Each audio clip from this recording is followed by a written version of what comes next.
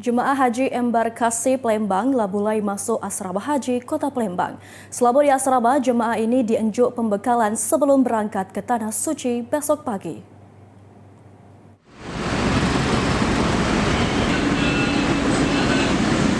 Jemaah calon haji yang tergabung dalam kloter 1 Embarkasi Palembang telah mulai masuk asrama haji Kota Palembang pagi tadi. Jemaah yang tergabung di kloter 1 ini berasal dari Kota Palembang, Samo, Kabupaten Musi Banyu-Asin, yang berjumlah 460 jemaah Samo petugas haji. Kepala Bidang Penyelenggaraan Haji dan Umroh Kanwil Kemenak Sumsel Armet Dahil ngatoke, selama di asrama para jemaah bakal dienjuk gelang identifikasi living cost sebesar 750 real Arab Saudi atau lebih dari 3 juta rupiah sama manasik sebelum diberangkat ke Tanah Suci.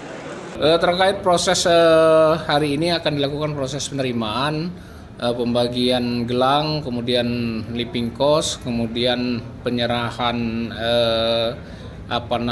pisahnya nanti malam akan diserahkan oleh pihak imigrasi.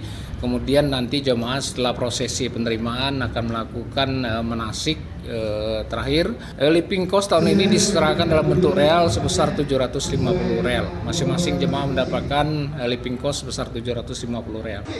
Sementara itu salah sikok jemaah ngato ke kalu dio seneng nian pacak berangkat haji di usia yang masih muda. Dio ngarep ke galo-galo jemaah haji Sumatera Selatan pacak balik dengan selamat samo dapat gelar haji yang mabrur. Saya alhamdulillah diberikan kesempatan oleh Allah berangkat haji di 24 tahun.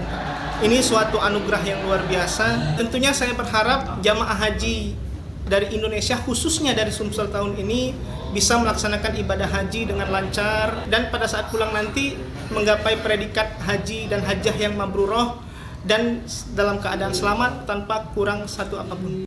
Jemaah kloter 1 Embarkasi Palembang bakal diberangkat dari Bandara SMB 2 ke Madinah besok pagi. Arwi Murahman, TVRI Sumsel ngelaporke.